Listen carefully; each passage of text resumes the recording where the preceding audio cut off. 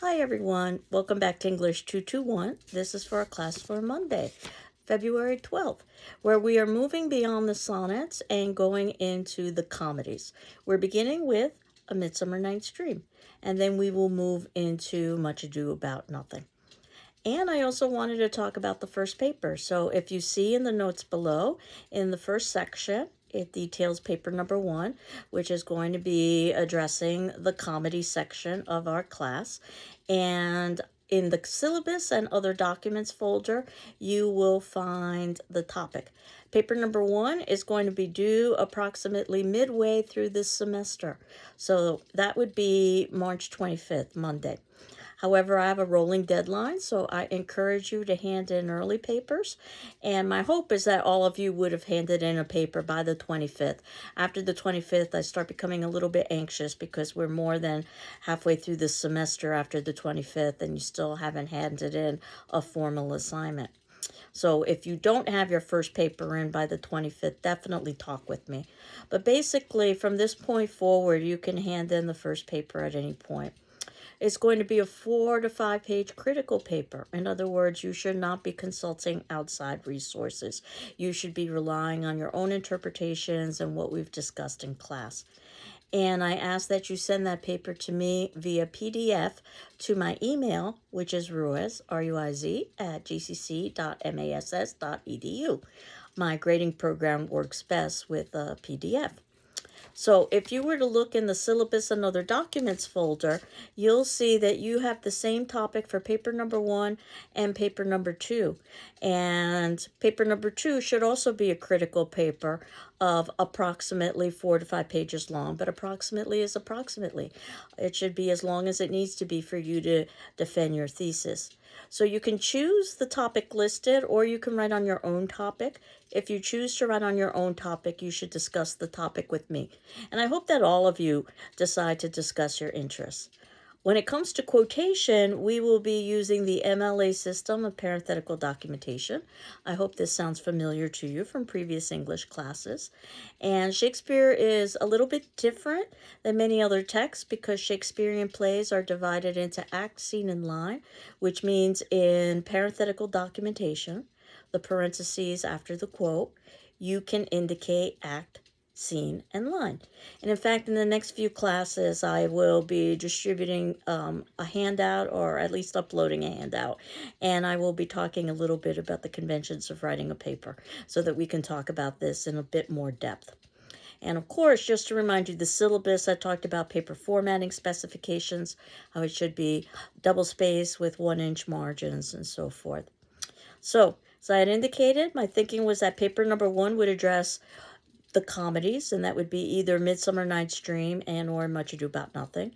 And paper number 2 would be devoted to the later plays in the semester, which would either be our history play, Richard II, or one of the tragedies, which is how we are ending this semester with Macbeth and Othello.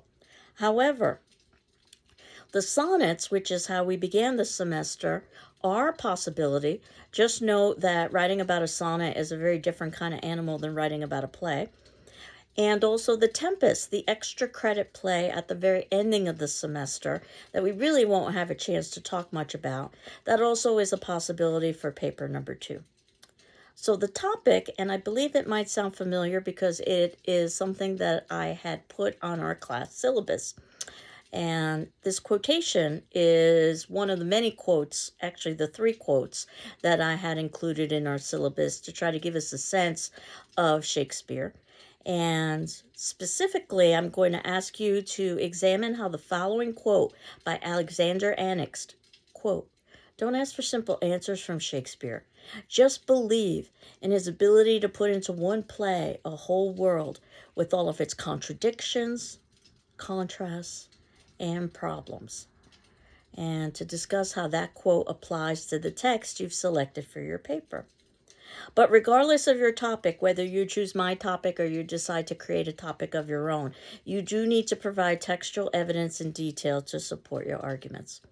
And at the bottom of this, I have another quote that I include with all of my classes. A good question to ask yourself when you're writing a paper or reading someone else's writing is, quote, have I, or has the author, said this as clearly, concisely, believably, or gracefully as possible, which is a pretty tall order, by the way. And you can see that I've used quotation marks to indicate what language is not mine. I've used square brackets to indicate which language within the quote is indeed mine. I have used parentheses after the quote to indicate where that quote can be found. Within the parentheses, I have the author's last name and the page number. Then I close my parentheses, and then I have my ending punctuation. And it's very similar to what we would be doing with Shakespeare, except in this instance, we don't have to rely on page numbers because Shakespearean plays are divided into act, scene, and line, so we can divide accordingly in our parenthetical documentation, which, as I said, we will talk about. So we are very early on in the semester. I just wanted you to have this topic so that you could let it percolate in your mind as the semester progresses. One of the best ways, of course, in order to write as clearly, concisely, believably, or gracefully as possible is to begin early and to do it in stages rather than doing it at the last minute, which is why I wanted to give this to you now. And as we move forward from the sonnets going into the comedies, I think you will see some similarities in that the sonnets talked about themes that we will find throughout many of the plays, if not all of the plays. And comedies, while true, are humorous. The main definition of a comedy in Shakespearean time would be that it would be a play devoted to love and all of the comic mishaps associated with love. It would be very comparable to what we think of nowadays as a rom-com, if you will. There would be lots of music and dance. They were very celebratory. These plays, it's thought that they were often performed immediately before or immediately after a wedding ceremony. No death. There could be the possibility of death, but it's very important that no major character dies or even minor character. We will definitely see a shift when we get into the histories and the tragedies. And there has to be a happy ending, which would mean marriage or at least the promise of marriage. And I'll let you decide how much you feel that is a happy ending. And with A Midsummer Night's Dream, you can expect a few things in that play. Expect it to be confusing, in part because love itself is confusing, so Shakespeare wanted to draw that parallel. There will be multiple subplots. In fact, I recommend when you are reading and watching A Midsummer Night's Dream that you keep a kind of chart of the action and all of the relationships, which will shift multiple times over the course of the play. In fact, it might seem in some respects like a soap opera, if you're familiar with that genre. Do expect some humor, and a lot of the humor is physical so that you have to actually see it, act it out. Expect, as I had indicated, lots of music and dance, and that's something that you would miss with just reading the play. Act 5 of A Midsummer Night's Dream, the ending of Midsummer Night's Dream is going to seem like it's superfluous. Trust me, nothing is superfluous when it comes to Shakespeare. Act 5 is a play within a play, and that play within a play will mirror what we have just seen. It serves other functions as well, which we will talk about. And expect, as we had talked about with Shakespearean biography and history and some of the sonnets as well, some social and political commentary that would be embedded within the text.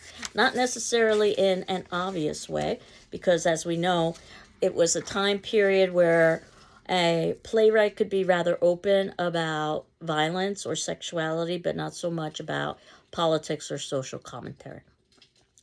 So the first act, and keep in mind that plays have 5-act structures, and I consider it, as many people do, as a kind of pyramid structure. So the first act would be the bottom of the left side of the pyramid, where you're being introduced to plot and to character. And then we see rising action in Act 2, which would be the rising of the left side of the pyramid. And Act 3 is where we get the pinnacle of the action and conflict. That would be the tip of the pyramid. Act 4 would be on the right side of the pyramid, and that's the beginning of descent or resolution. And Act 5 would be resolution. And again, in Midsummer Night's Dream, it almost appears that Act 4 could suffice as resolution, but trust me, Act 5, the play within a play, is very important. So what I've done in the notes below is I've indicated the major characters that you're going to be introduced to. And again, expect that there will be a lot of names to try to keep track of. And it's one of the reasons why it's really useful to see a performance, because you can put some faces to those names. And that there will be lots of shifts in the love relationships. So you probably want to keep track through taking some sort of note-taking. So the first characters we're going to be introduced to are Theseus and Hippolyta. King Theseus and Queen Hippolyta, so they are at the top of the social scale. Basically, they are engaged, and Queen Hippolyta was conquered in war by King Theseus. Queen Hippolyta is from the Amazons, known as a very strong female warrior race. So already there's tension in this relationship, and power struggles definitely an issue in the play. This is a very typical kind of love where a union would happen for political or social reasons. We're introduced to a younger couple. They are in an earlier stage of relationship. They're not engaged, they're dating. This is Hermia and Lysander, and they're both in love with one another. But the difficulty they face is that Hermia's father does not approve of her choice. This is a rather atypical love, because usually daughters were always expected to follow their father's will, and usually did so. And Hermia is not following her father's will. She's in open defiance. So that would be very atypical at the time. We're introduced to another young couple, and notice that Hermia and Lysander and Helena and Demetrius are about the same social station. They're nobles. Helena and Demetrius had previously dated one another prior to the action of the play, but Demetrius no longer loves Helena. In fact, he loves Hermia instead, which is particularly problematic because not only is Hermia in love with another man, Demetrius, but also Hermia and Helena are best friends. And we will see how that friendship is tested as the play progresses. And the idea of unrequited love is illustrated through their coupling, Demetrius and Hermia. Fairy Oberon and Fairy Titania. So this is a play with supernatural fantasy elements where we are introduced to a fairy world, and the fairies are not immune to having difficulties when it comes to love. Fairy Oberon and Fairy Titania are married, so this is a different stage of relationship, and they are arguing. And basically, this is very much a love about control and power. They're arguing over a changeling boy, which we'll talk a little bit about over the next few classes. But basically, both want control of this child. And again, Titania dares to defy her husband, Oberon, which would be quite unusual for the time period, because it was seen that a woman was basically property of either her father initially and then her husband. Then we're introduced to a single character, Bottom. He is aptly named. He's at the bottom of the social scale. He is a laborer. He also acts like an idiot or a bottom or an ass. And Bottom, along with some of his friends, his cohorts, are aspiring actors, and they are rehearsing a play that they are hoping that they might be able to present to King Theseus and Queen Hippolyta. And the play that they're rehearsing happens to be about love. Who could have guessed, eh? Specifically a tragic love, which is what this comedy could have turned into. So, as I've indicated, it's very important to see performance and listen to performance as well as read plays. And one does not substitute for the other. Both should happen at the same time, or both should happen in equal balance. That said, I have a performance of A Midsummer Night's Dream that I wanted us to view that was actually performed in Shakespeare's reconstructed Globe Theater. So you'll remember the Globe Theater from some previous classes. It's done in 2014, Shakespeare on Screen, John Light. Now, the thing with this performance is copyright. I have not been able to find this performance anywhere for free online. However, the GCC library has come to the rescue in that they are going to make the performance available to you through streaming for a limited amount of time.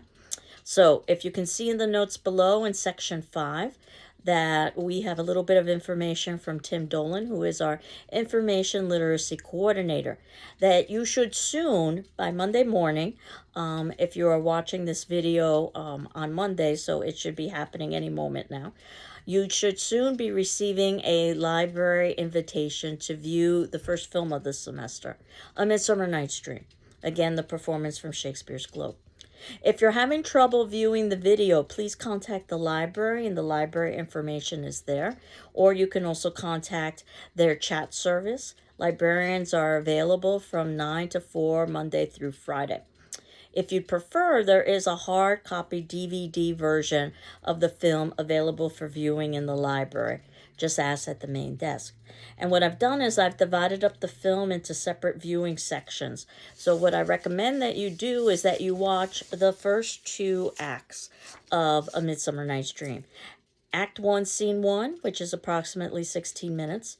Act 1, Scene 2, which is approximately 9 minutes. Act 2, Scene 1, which is approximately 17 minutes. And Act 2, Scene 2, which is approximately 12 minutes. So hopefully all goes well. If it turns out that you do not have access to A Midsummer Night's Dream by, let's say, noon on Monday, please contact me so that I can contact the library. So today's attendance question, which would be due on Wednesday, the 14th, seems appropriate. We're talking about a play about love when we are in the midst of Valentine's Day. But nevertheless, your attendance question will be due on the 14th, though you can always ask for an extension. On our class discussion forum, the question is thus far, which actor's performance, based on the performance we're watching from the Globe, do you like best in the 2014 Shakespeare on Screen adaptation, and why?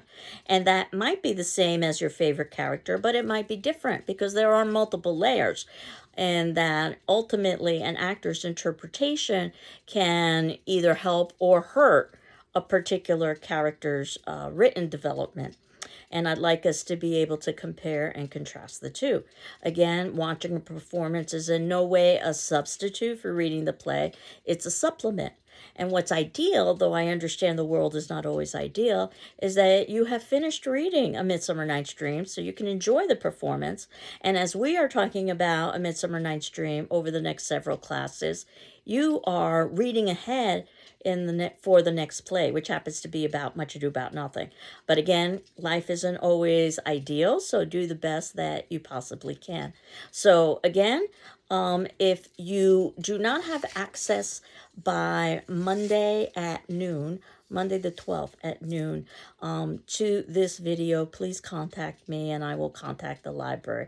The library indicated to me that they were going to make it available on Monday morning. That would be Monday the 12th, so that you could begin watching this performance and answer, of course, the attendance question. So I will leave you to watch the performance. I hope you're doing well. I'm doing well. And we will continue on next class talking about, of course, A Midsummer Night's Dream. Take care. Bye-bye.